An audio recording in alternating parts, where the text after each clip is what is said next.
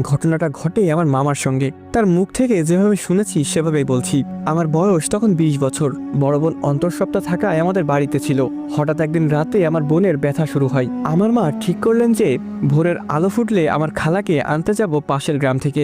আমাদের বাড়ি ছিল রাজবাড়ি এলাকায়, আর আমার খালার বাড়ি ছিল বাগমারা এলাকায়।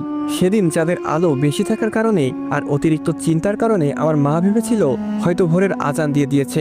আমি আর আমার ছোট ভাই ফয়সাল বেরিয়ে পড়লাম। ফয়সালের বয়স ছিল 11 বছর। আমরা রাস্তা পেরিয়ে যখন বিলের মধ্যে একটা রাস্তা ধরলাম, তখন কেমন একটা অনুভব করতে লাগলাম। চারপাশে ঠান্ডা বাতাস বইতে লাগলো, আর কেমন একটা আষ্টে গন্ধ পেতে লাগলাম।